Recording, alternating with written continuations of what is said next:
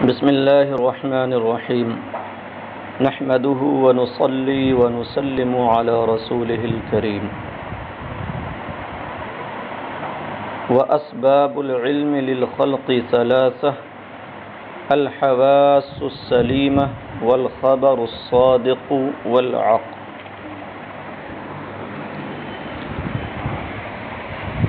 پیچھے کے متن میں بیان ہوا کہ حقائق اشیاء ثابت ہیں اور ان کا علم واقع ہے، پایا جاتا ہے۔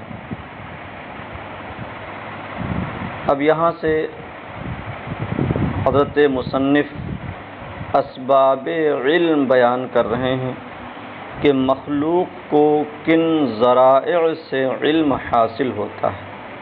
تو فرماتے ہیں وَأَسْبَابُ الْعِلْمِ لِلْخَلْقِ ثَلَاثَةٌ، مخلوق کے لیے علم کے اسباب اور ذرائع تین ہیں: الحواس السلیمہ والخبر الصادق والعقل۔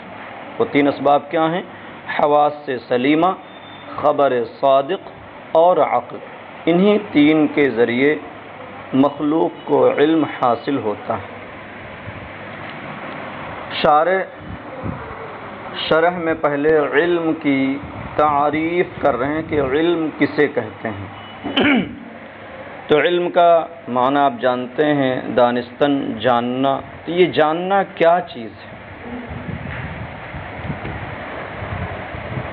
اگرچہ علم کی تحدید میں کافی اختلاف ہے، کچھ حضرات یہ کہتے ہیں کہ علم بدیہی التصور ہے، اس کی تعریف کی کوئی حاجت نہیں، اس کی تعریف کی کوئی ضرورت نہیں۔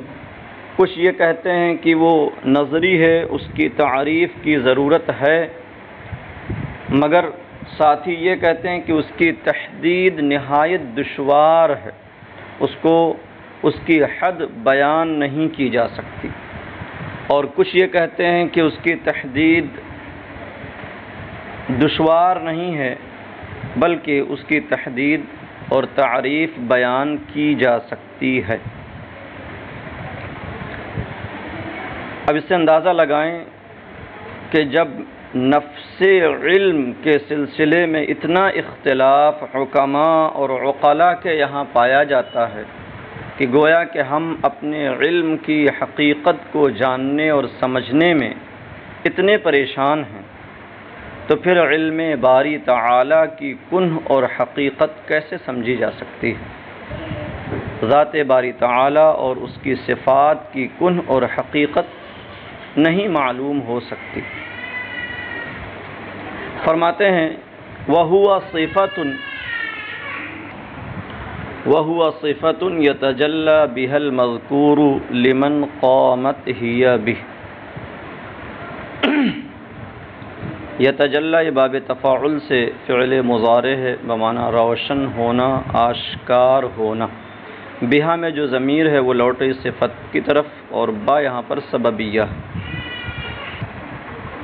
لمن قامت ہی بہ میں لام یہ یتجلی سے متعلق ہوگا، اور من موصولہ ہے۔ قامت ہی بہ میں قامت کا فاعل ہی ضمیر مقدر ہے جو لوٹ رہی ہے صفتن کی طرف، اور جو ہیا یہاں پر ظاہر ہے وہ اسی کی تاکید ہے۔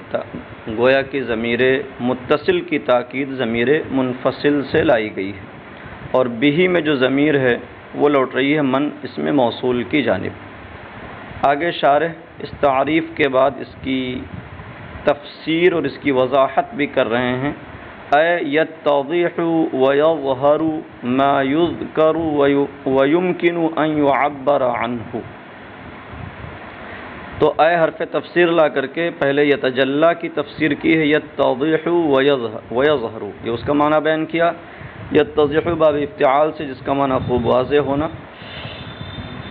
اور المذکور کی تفسیر ہے ما یذکر۔ اس سے اشارہ اس بات کی جانب ہے کہ المذکور میں الف لام یہ موصولہ ہے، کیونکہ آپ نے پڑھا ہوگا کہ الف لام اس میں فاعل اور اس میں مفعول میں الذی کے معنی میں آتا ہے، اس لیے المذکور کی تفسیر کی ما یذکر سے، اور پھر اس کا عطف تفسیری، اس کا مفہوم اور واضح کرنے کے لیے کہا وَيُمْكِنُ أَن يُعَبَّرَ عَنْهُ۔ تو ذکر کا معنی بیان کرنا، تعبیر کرنا، تو وَيُعَبَّرُ عَنْهُ نہیں کہا بلکہ یمکنو لگا کر کے کہا کہ جس کو تعبیر کیا جا سکے، خواہ اسے تعبیر کیا جائے یا نہ کیا جائے، تعبیر کیا جا سکتا ہو، بیان کیا جا سکتا ہو، وہ مراد ہے۔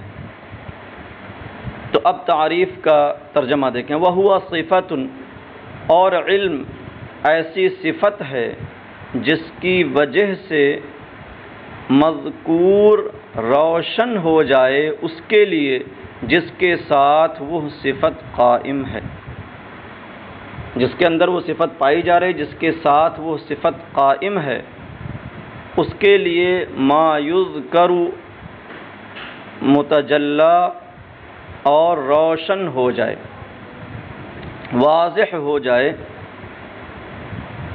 بلکہ ہو جائے نہ کہہ کر کے ترجمہ میں کریں واضح اور روشن ہو۔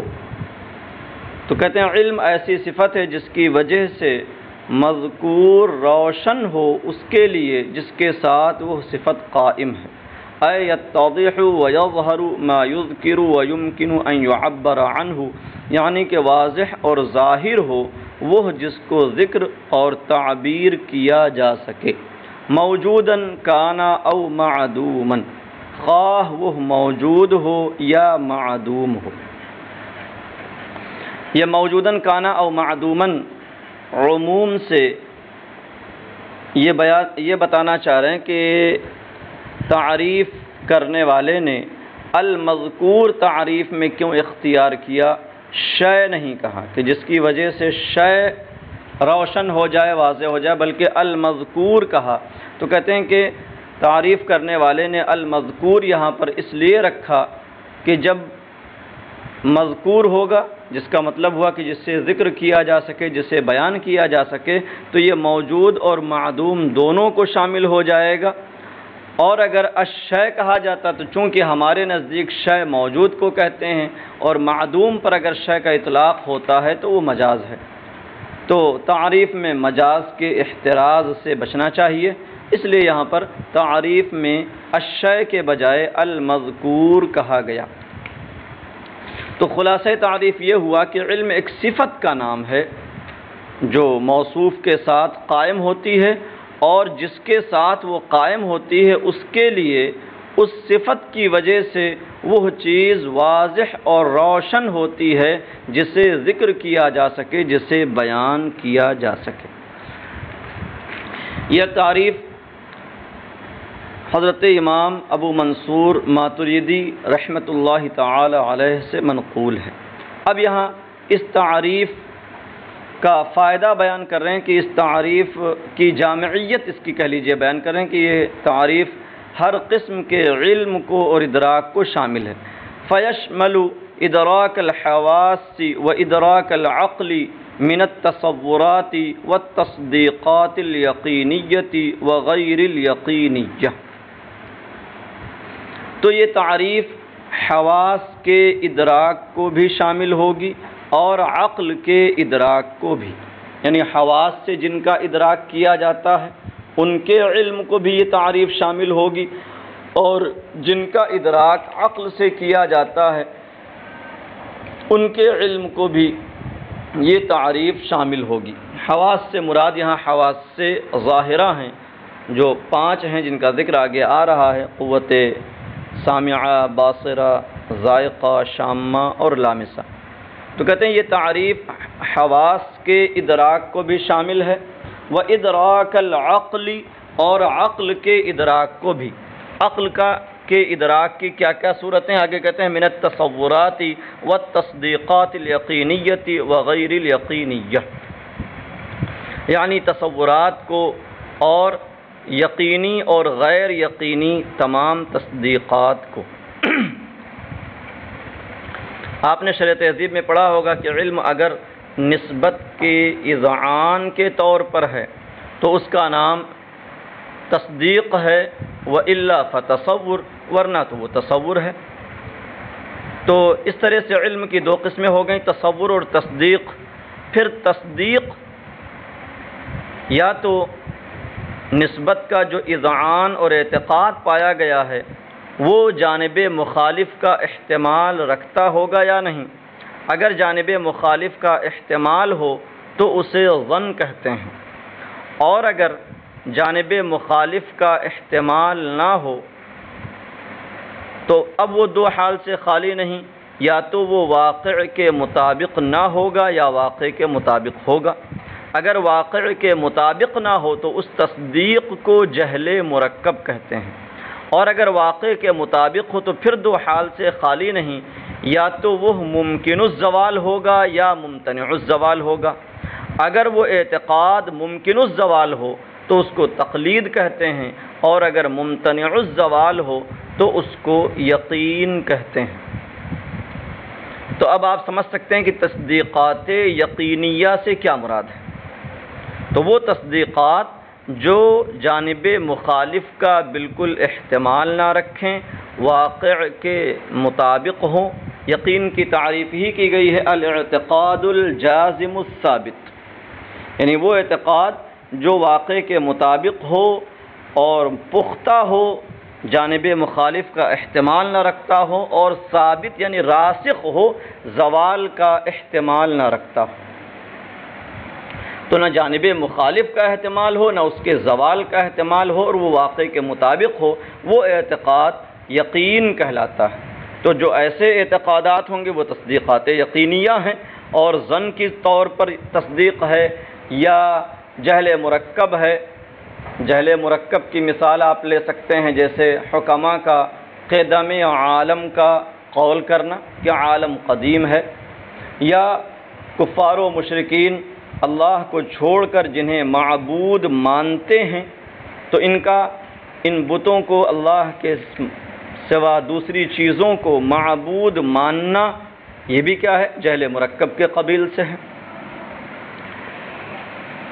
تو کہتے ہیں کہ یہ جو تعریف اوپر کی گئی تو یہ تعریف حواس کے ادراک کو بھی شامل ہے اور عقل کے ادراک کو، اور وہ بھی تصورات اور یقینی اور غیر یقینی تصدیقات سب کو۔ بخلاف قولہم صفت توجب تمییزا لا يحتمل النقیض، برخلاف اشاعرہ کے قول کے بعض لوگوں نے، اشاعرہ میں سے بعض لوگوں نے علم کی یہ تعریف کی ہے، ہوا صفت توجب تمییزا لا يحتمل النقیض، کہ علم ایسی صفت ہے جو ایسے امتیاز کو واجب کرے جو نقیض کا احتمال نہ رکھتا، یعنی جس کی وجہ سے شے ایسی ممتاز ہو جائے کہ وہ نقیض کا احتمال نہ رکھے، تو ان کے نزدیک اس صفت کا نام علم ہے۔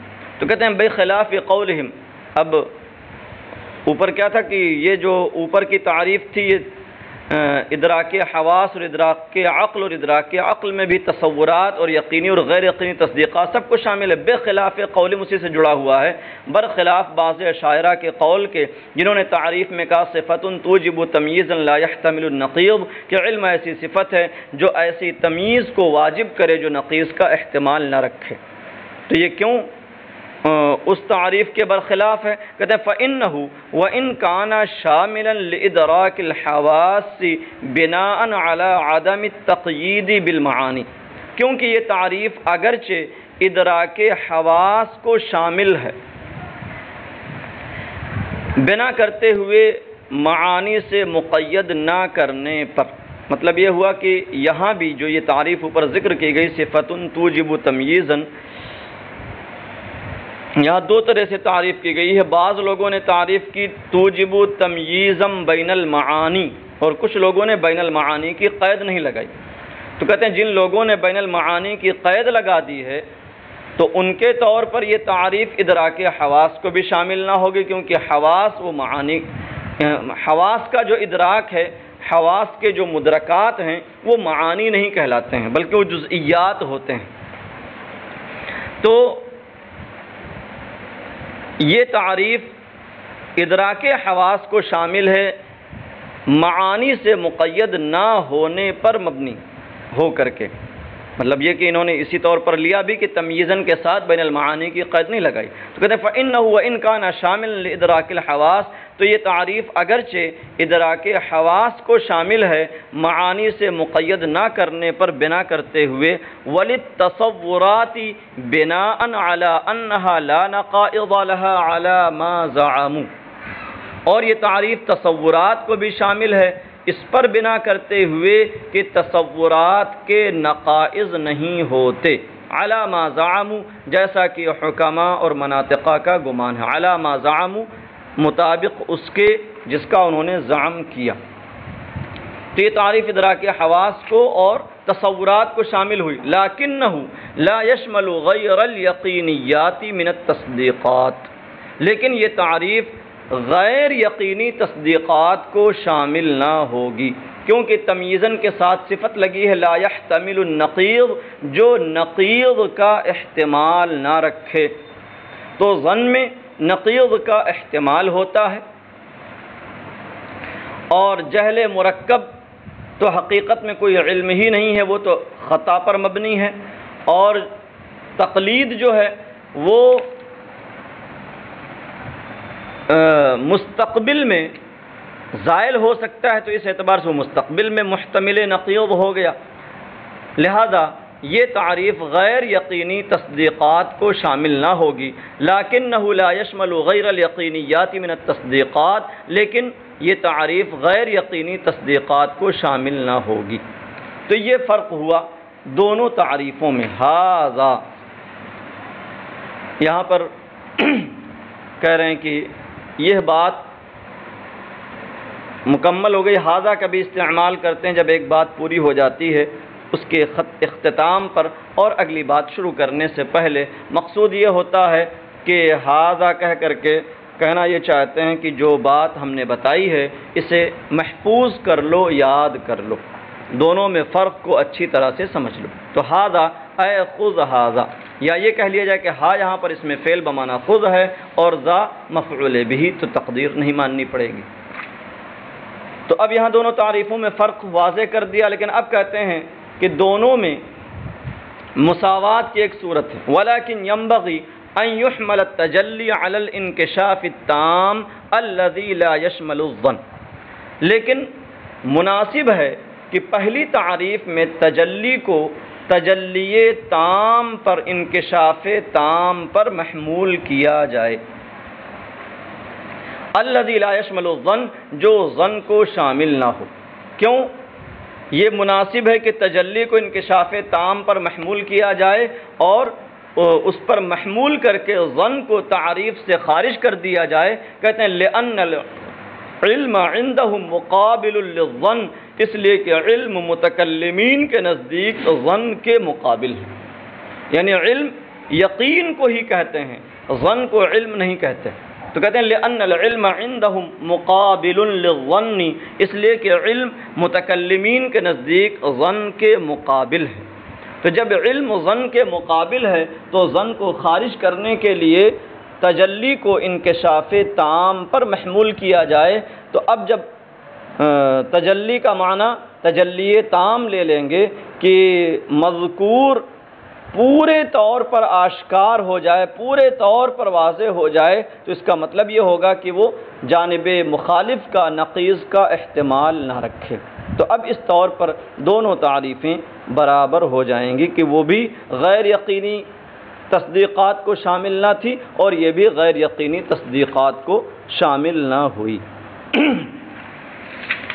اب کہتے ہیں للخلق، خلق یہاں پر مصدر بمعنی اس میں مفعول ہے، اس لیے آگے کہتے ہیں ایل مخلوقی، مخلوق کے لیے، من الملک والانس والجن، یعنی مخلوق سے مراد یعنی کہ فرشتہ، انسان اور جن، ان سب کے لیے اسباب علم ثلاثۃ، تین ہیں۔ تو یہ للخلق سے مقید کیوں کیا؟ کہتے ہیں بخلاف علم الخالق تعالی، برخلاف خالق تبارک و تعالی کے علم کے، فإنہ لذاتہ لا بسبب من الاسباب، کیونکہ علم خالق تبارک و تعالی لذاتہ ہی ہے، نہ کہ اسباب میں سے کسی سبب کی وجہ سے۔